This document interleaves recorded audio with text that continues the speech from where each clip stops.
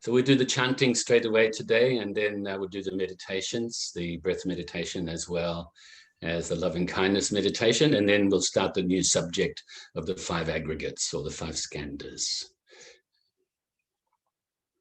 Namo Tassa Bhagavato Arahato SammaSambuddhassa. Namo Tassa Bhagavato Arahato SammaSambuddhassa. Namo Tassa Bhagavato Arahato SammaSambuddhassa.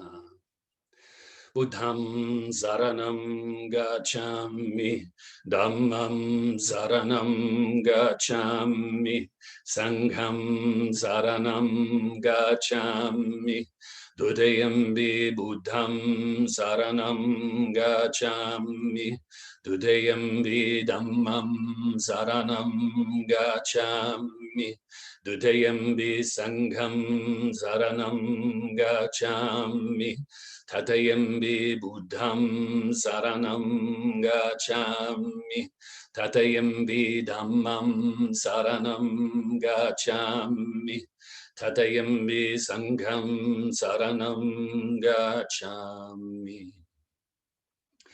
Namo Buddhaya, Namo Dharmaya, Namo Sanghaya. Namo Buddhaya, Namo Dharmaya, Namo Sanghaya. Namo Buddhaya, Namo Dharmaya, Namo Sanghaya. I take refuge until I am enlightened in the Buddha, the Dharma, and the Sangha. Through the positive potential I create by practicing the 6 paramitas, may I soon attain enlightenment in order to benefit all sentient beings. I take refuge until I am enlightened in the Buddha, the Dharma, and the Sangha. Through the positive potential I create by practicing the 6 paramitas, may I soon attain enlightenment in order to benefit all sentient beings. I take refuge until I am enlightened in the Buddha, the Dharma, and the Sangha. Through the positive potential I create by practicing the 6 paramitas, may I soon attain enlightenment in order to benefit all sentient beings. May all sentient beings have happiness and its causes. May they be free from suffering and its causes. May they never be parted from the happiness beyond suffering. And may they abide in equanimity, free of bias, attachment to the near, and aversion from the far. I shall cause this. Great compassionate Buddha, please inspire me to be able to do so. Reverently I prostrate with my body, speech, and mind, and present clouds of every types of offerings, actual and mentally transformed. I confess all of my negative actions accumulated since beginningless time, and rejoice in all the virtues of all holy and ordinary beings. Please remain until cyclic existence ends, and turn the wheel of Dharma for all sentient beings. I dedicate the virtues of myself and others to the great enlightenment. However innumerable all sentient beings are, I vow to save them all. However inexhaustible my delusions are, I vow to extinguish them all. However immeasurable the Dharma teachings are, I vow to master them all. However endless the Buddha's way is, I vow to follow it completely. Om Mani Padme Hum. Om Mani Padme Hum. Om Mani Padme Hum. Tayata gate gate para samgate buddhi soha. Tayata gate para samgate buddhi soha. Tayata gate para samgate buddhi soha. So now you can get yourself in a lovely position, nice comfortable position, as upright as possible, relaxed as possible for the meditation practice.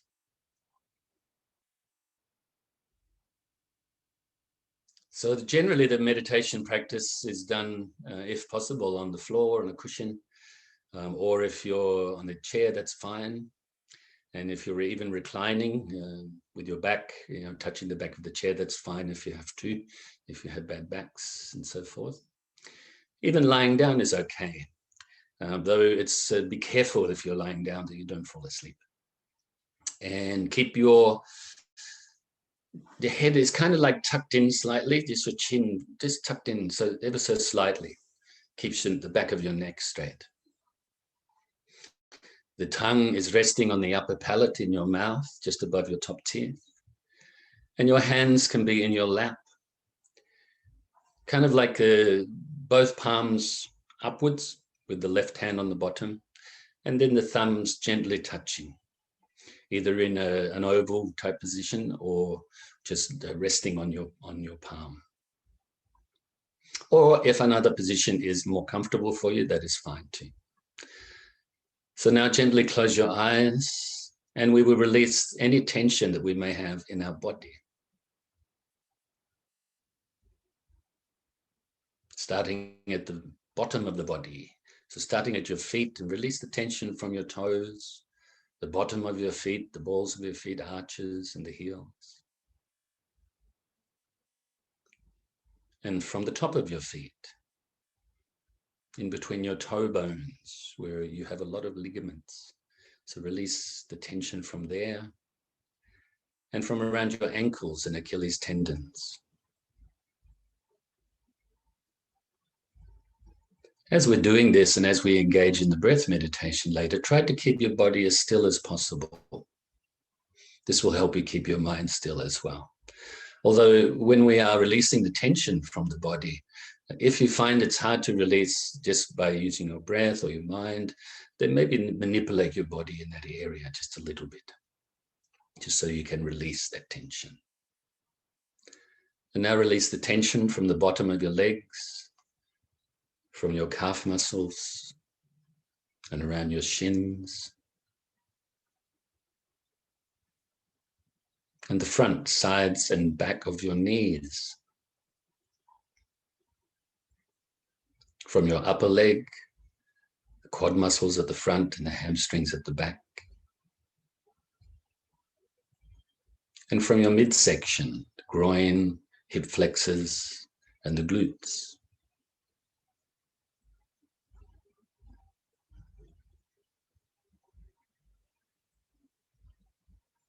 Now release from your lower stomach and just above your hips and on your hips, as well as your lower back. From further up your stomach and your sides and to the center of your back.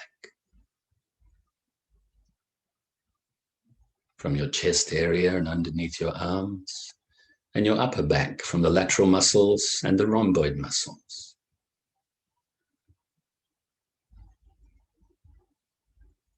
Now release tension from your upper trap muscles that run between your neck and your shoulders, as well as your shoulders. And from your upper arms, biceps and triceps, and elbows and forearms, wrists, hands, fingers, and thumbs. And bring your focus now to your neck and release the tension from the front, sides, and back of your neck. And from the back of your head, and the sides of your head around your ears and temples.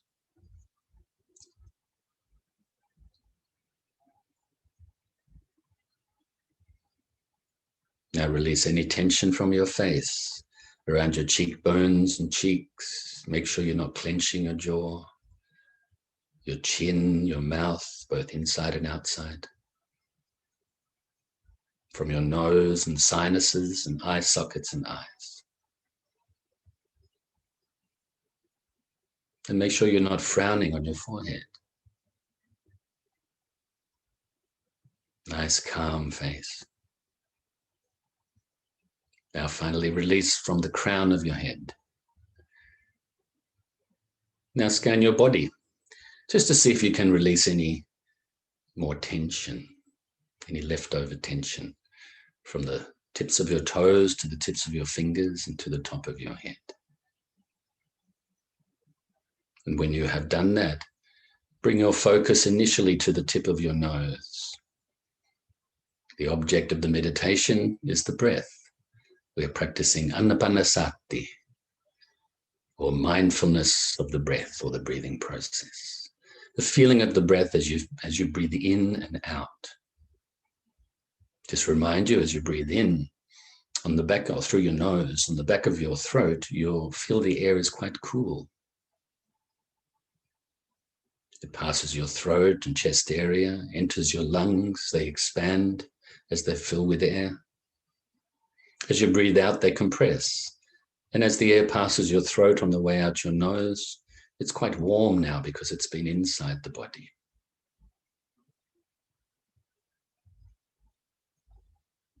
That's all you have to do right now is focus on your breathing, the feeling of the breathing as you breathe in and out.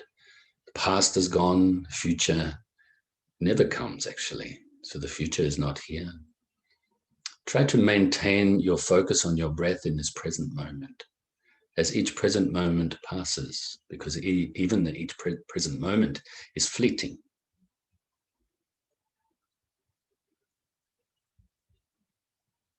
And also remind yourself on occasions that the breath is the most important physical thing that we do.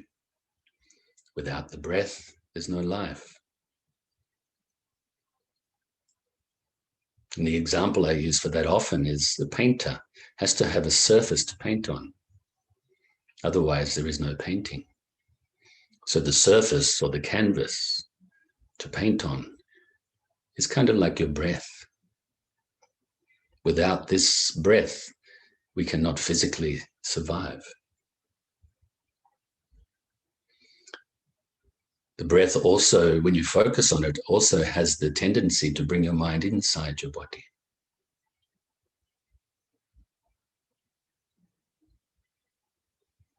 So now if thoughts appear while you're meditating, focusing on your breath, don't cling to them. Don't grasp at them. Don't become attached to them. But also don't try to forcefully push them away, because that will give rise to more thoughts and even some sort of feeling of irritation. And also don't deny them. Let them come and go naturally by refocusing on your breath. And it is likewise with any feelings or emotions that it may arise. Any sort of mental agitation, mental movement.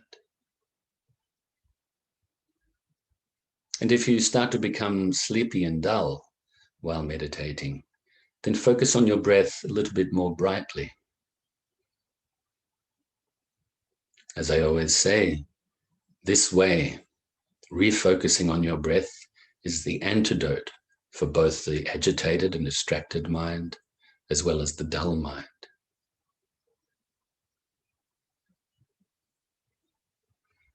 Remember not to judge yourself in meditation. Mindfulness means to observe.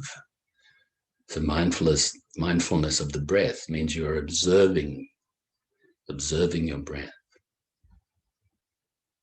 without judging. If your mind wanders or becomes dull, be aware of it without judging. And then conscientiously replace it back onto the object of the breath without judging. Be kind to yourself.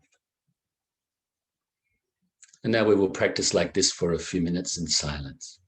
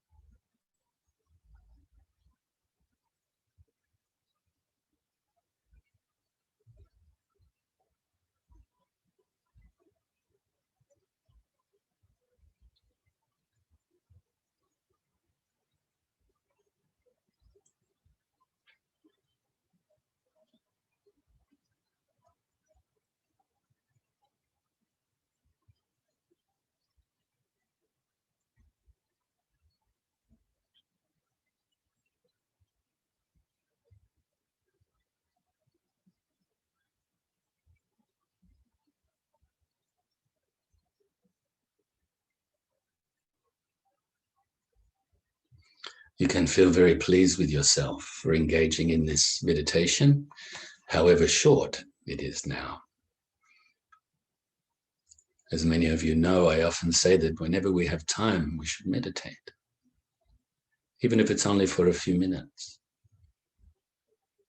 As long as we don't make that the habit, only short meditations, because we also should engage in at least, let's say, between 10 minutes and 20 minutes meditation, at least once a day, or longer, of course, if you want, if you're able to and have the time.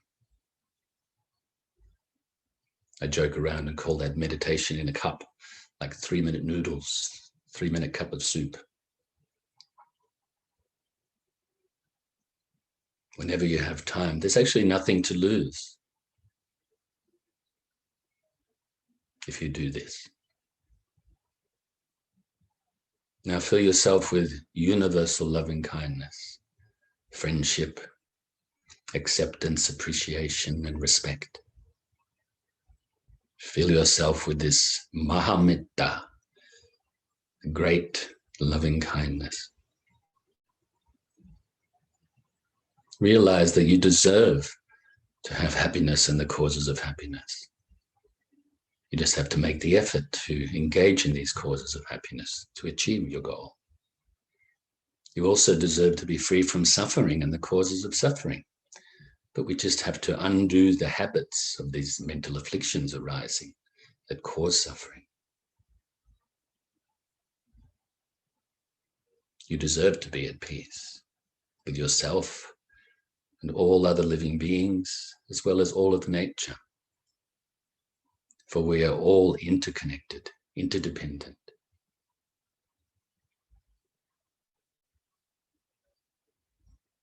Fill yourself with so much loving kindness that now it overflows and radiates outwards, initially to your family and friends,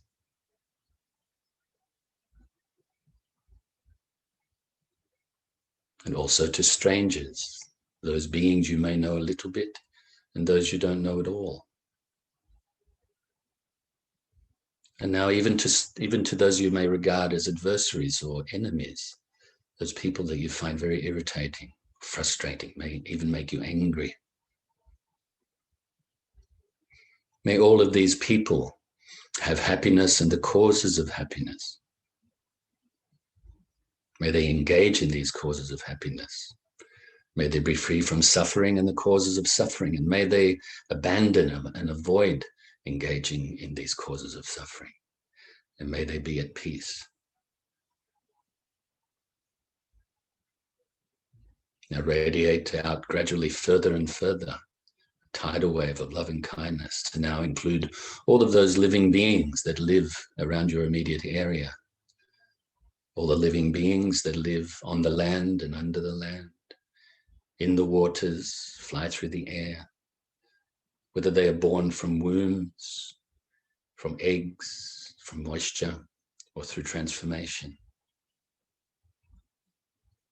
Extend further and further this loving kindness now to include your whole state or county and other states and counties, until this universal loving kindness pervades your whole country and other countries. Initially those you're familiar with and maybe in your immediate vicinity. Radiate further and further to those countries that you're not familiar with.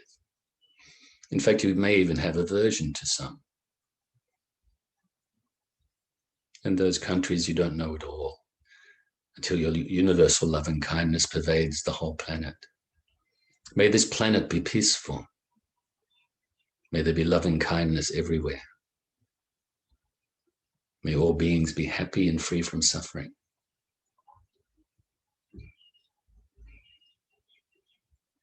And radiate this love and kindness out further and further, now to also include all of the solar system, or pervade all of the solar system and other solar systems within this Milky Way galaxy.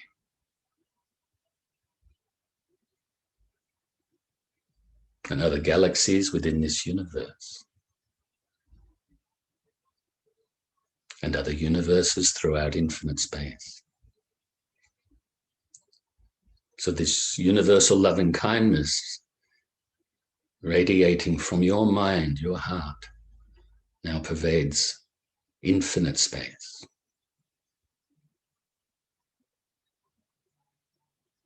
Can also be present here and now, and we will recite the dedication prayer before the Dharma talk.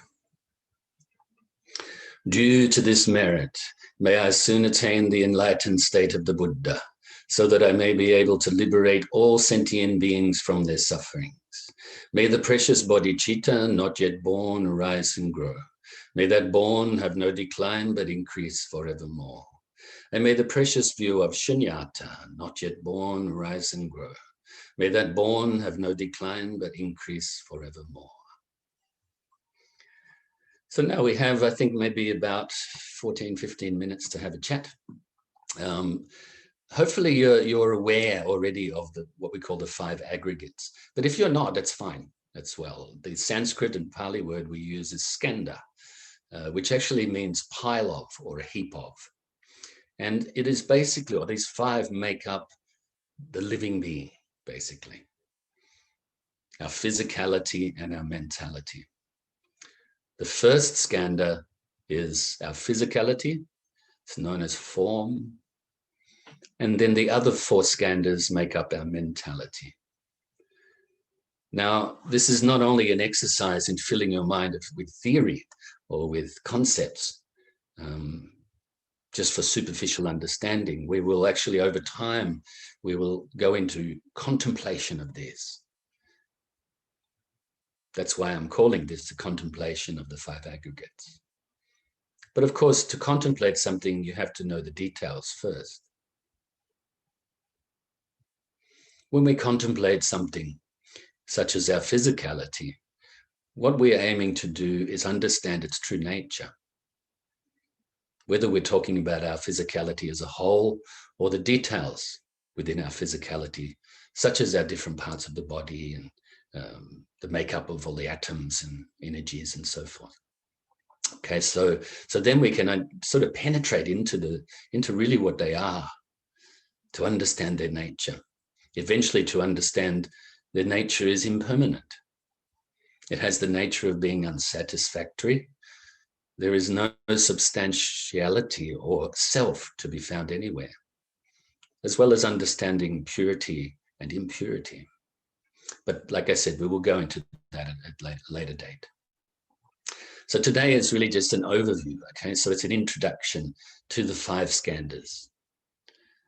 When I've taught this before, this is basically what I start with. And I think what probably all teachers start with.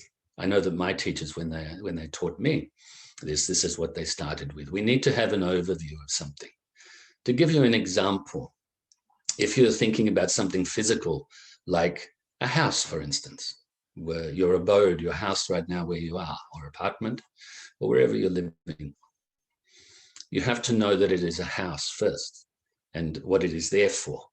What is the function of this house? What's the purpose of the house? So you have to know it as a whole first.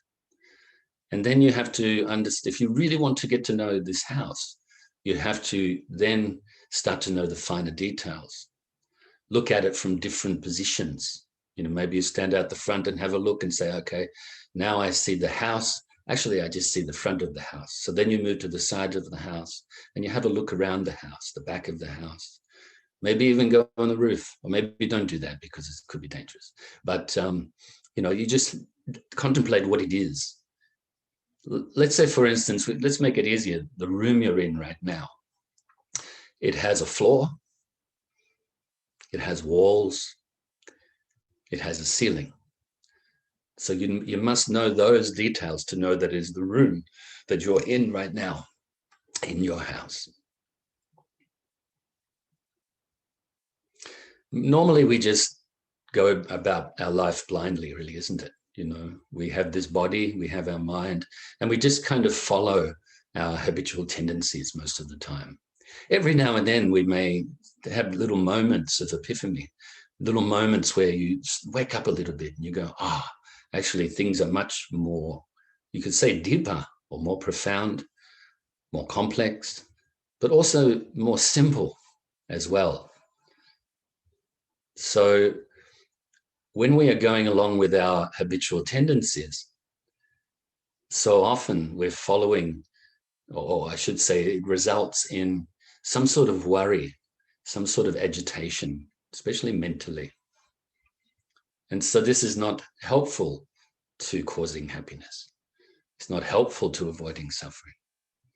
It's not helpful on the path to enlightenment, unless, of course, you catch yourself doing it.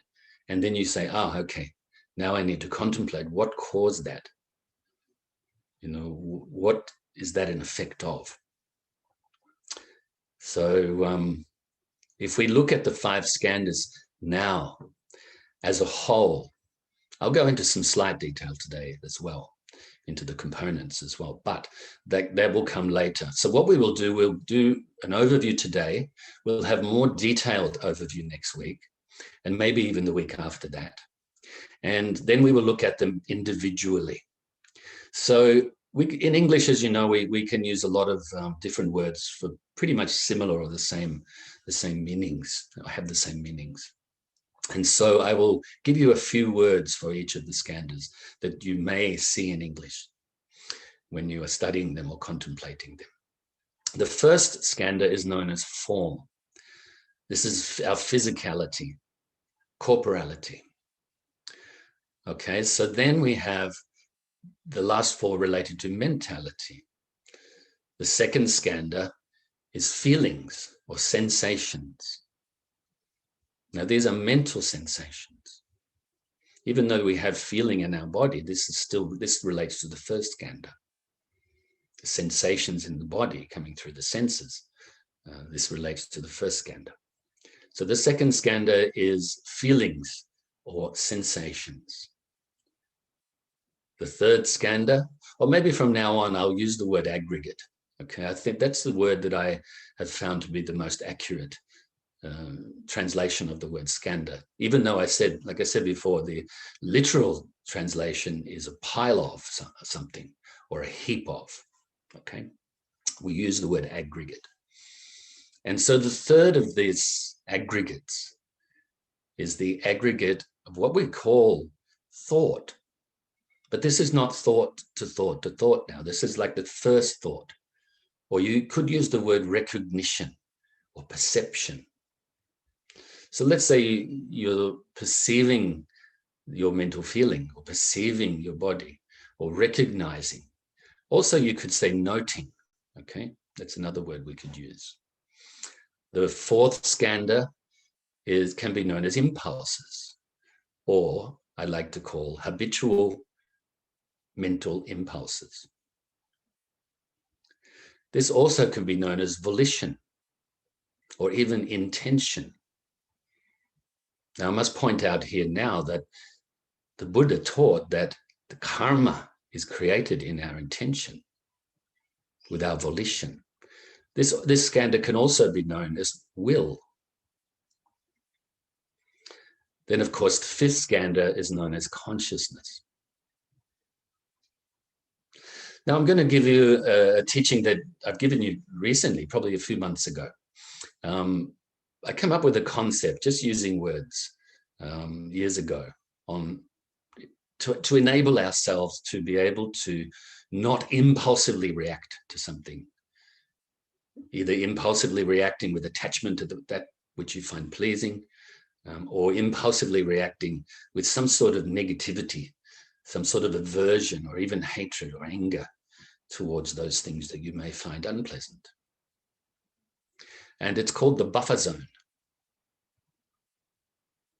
Let's take the example of something negative or painful. Let's say you hit your head on something hard. So your body, your form, with your form, you have hit your head, let's say on a cupboard or something. I'm quite tall. And years ago, I used to hit my head on cupboards a lot and then get angry at the cupboard. But then, of course, I've woken up over time. I still hit my head on things but I don't get angry at it anymore. It's actually quite funny. But anyway, so you hit your head. Then this gives rise, or first of all, you have the feeling. So you've engaged your body sensation.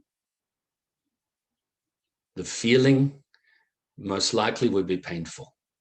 So like a mental pain. That's the second skandha. Then your mind recognizes this. You have a first thought of it. Then, unless you've checked your mind, unless you stop yourself or create, like I say, this buffer zone, you will habitually and impulsively react to this. Normally with some sort of anger or frustration, continue this. As we do that, then we are creating the karma, the negative karma that leaves an imprint on the fifth skandha, which is the consciousness. So you can see that we need to create some sort of, you could say, protecting the mind, or a buffer zone in between the recognition or the thought of or the perception of the painful feeling that we have from hurting ourselves physically before we impulsively react to it. This way, we stop ourselves from creating negative karma. And also we stop ourselves, part of the negative karma is actually reinforcing the habit of impulsively reacting. We can do this. It just takes time and effort. And I guarantee you that if you do this, and you do it with maybe even good humor, we can laugh at ourselves. Not out loud, maybe, just inside. Rather than get irritated, with good humor saying, oh, that's that old habit again. Ah, the anger is rising. Or even just the frustration is rising. The old habit of getting angry at not, or experiencing something that I don't want. I don't want pain. Or on the opposite side as well, not getting what you do want. Impulsively reacting to that. In our version that we chant of the Heart Sutra, of course, if we were doing the classes face-to-face, we would be chanting the Heart Sutra at the beginning of the class. But I didn't want to take too long with these short classes in the chanting, so we just chant the mantra. But in the version that we chant, we say form is emptiness, emptiness is form. Form is exactly emptiness, emptiness is exactly form. Feeling, thought, impulse, and consciousness are likewise like this. So we use the words form, feeling, thought, impulses, and consciousness to cover the 5 skandhas. But like I said, there's many words that you can use. I've seen other translations that are very accurate as well, that you just use slightly different words. Like I said, we can use perception for the thought, because quite often, actually, maybe perception is maybe easier to understand, or recognition or noting that experience is easier to understand than thought, because quite often when we think of thoughts, it's just thought to thought to thought, but we're actually talking about the first thought there. Okay, so that's the beginning of the introduction to the 5 skandhas or 5 aggregates. Hopefully you find something that you can use from today, even if it's just the teaching on the buffer zone, trying to pad yourself out so you don't impulsively react immediately, always. And as I said, in next week, we will look into more detail of the overview. Now, just to give you some sort of idea, there's only 1 minute and 20 seconds to go, but some idea of the details. Think about form. Those of you that are experienced in Dharma practice, you know we've done this quite a lot in classes over the years, okay? And that is use contemplation meditation to work out what it is that is a self, to work beyond the idea that everything's permanent in me, you know, which is the root cause of all of our difficulties and sufferings. So our form, for instance, this physical body, this is, yeah, for sure, this is us, but it's changing all the time. And then, of course, our body is made up of many different parts, even on the outside. If you just look at ourselves right now, mainly you see the head and the shoulders and the face, but these also have many parts. Okay, so I think we'll leave it there so I don't get cut off mid-sentence. And I hope you enjoyed the class today, wherever you are in the world. And if anybody's joined the class for the first time, welcome. And I encourage you to consistently take part. And we will continue to do this class into the future, as well as other classes as well. Okay, so take